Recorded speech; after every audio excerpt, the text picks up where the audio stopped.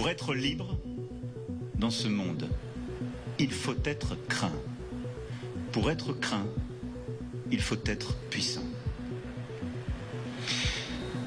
La nation, pour cela, doit être plus forte. Car c'est à la nation avant tout de défendre la nation. Cela passe d'abord par une meilleure prise de conscience de chaque Français et de tous les acteurs civils des menaces hybrides qui nous entourent. Je veux remercier le général Burkhardt pour sa prise de parole il y a 2 jours à ma demande, qui y a contribué. La mobilisation interministérielle est aussi essentielle à la défense nationale. Chacun doit être à son poste de combat. Et des efforts ont été faits et doivent se poursuivre. Sous l'autorité du Premier ministre, nous poursuivrons dans chaque ministère, dans chaque domaine, ces efforts. À l'international, et je pense au Quai d'Orsay et au travail d'influence, une organisation dédiée, des moyens renforcés, une posture plus offensive ont été décidés et seront maintenus dans la durée. Je pense aussi à ce qui a été fait à Lancy, à Viginum, qui protège les Français contre les attaques cyber et les ingérences. Nos collectivités territoriales, nos laboratoires de recherche, dans nos infrastructures des plus sensibles, mais aussi parfois les moins attendues. Car c'est là parfois que se logent nos vulnérabilités, c'est là aussi que nous devons durcir la posture. Il nous faut partout être préparés. Nous y arriverons aussi parce que nous sommes soucieux que nos armées servent dans les bonnes conditions. Voilà pourquoi j'ai veillé à la condition militaire portée par vos chefs et éclairée par le Haut Comité d'évaluation de la condition militaire. Le statut général des militaires est une force pour notre défense. La condition militaire engage la nation, entretient une force morale, des principes essentiels. Et la reconnaissance de votre condition, c'est aussi vos rémunérations. J'ai demandé à ce titre leur remise à niveau et ce qui était prévu par la loi de programmation militaire sera à l'euro près, au mois près réalisé.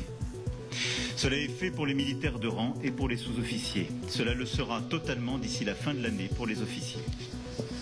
La condition militaire suppose aussi la certitude de la solidarité de la nation lorsqu'il le faut. Le plan blessé et le plan famille ont été mis en place. C'était indispensable. Je sais, je mesure tout ce qu'il reste à faire dans certaines bases pour améliorer le quotidien et la qualité de vie, et nous le ferons. Et je remercie la ministre déléguée, chère Patricia Miralles, pour l'ensemble des améliorations que je souhaite voir poursuivies.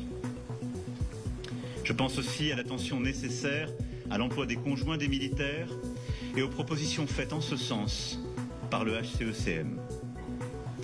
La condition militaire, c'est aussi l'attention aux conditions de réalisation de vos missions, l'attention à l'organisation et au mode de fonctionnement. Vous avez le devoir d'agir lorsque plus rien ne marche au milieu du chaos. Vous êtes à ce titre le dernier rempart. Ceci exige de l'agilité, de la souplesse, de la subsidiarité, de la capacité d'initiative. Or, la dérive opérée durant les années de réduction des dépenses de défense a conduit parfois à compromettre ces principes essentiels. Alors, dans ce moment de bascule, j'attends du ministère des Armées et le ministre au premier chef et du chef d'état-major des armées des propositions qui me seront faites pour la fin d'année. Et je l'en remercie.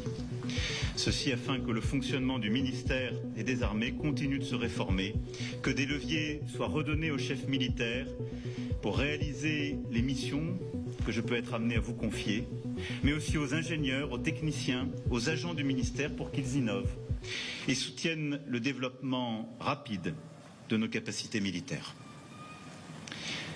Nous y arriverons ensuite si nous prenons la mesure du tournant capacitaire à engager. Voilà pourquoi, depuis 2017, j'ai décidé de faire de la défense une priorité. Il fallait redonner à la France une défense solide, complète, souveraine. Les lois de programmation auront été réalisées scrupuleusement, ce qui est inédit. L'effort que cela représente est indispensable face à tous les défis. Et en presque 10 ans, nous avons réparé, modernisé, innové, avec la mise en œuvre des lois de programmation militaire. Et je remercie le ministre des Armées, cher Sébastien Lecornu, pour l'énergie qu'il consacre à ce sujet essentiel pour la France. J'associe à ces remerciements Madame Florence Parly qui a porté cela à mes côtés durant le quinquennat précédent. Nous y arriverons enfin si nous savons trouver les nouvelles manières d'opérer. Nous avons déjà révisé nos outils et nous nous sommes dotés de nouveaux instruments.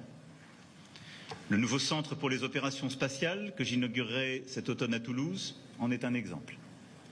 Nous avons aussi révisé notre doctrine stratégique. Je pense en particulier à l'approche nouvelle développée avec les pays d'Afrique. Il nous fallait reposer les bases d'un partenariat répondant à nos attentes respectives et vous l'avez mise en œuvre avec beaucoup d'efficacité. Il reste que ces transformations profondes n'épuisent pas tous les défis qui sont posés. À l'heure des prédateurs, nul ne peut demeurer immobile. Nous avons une avance, mais demain, au même rythme, nous serions dépassés. J'avais annoncé le 5 mars dernier aux Français la nécessité de prendre des décisions historiques face aux menaces existentielles qui pèsent sur notre liberté et que je viens de rappeler. Ces décisions sont indispensables à mes yeux pour garantir notre sécurité et notre indépendance.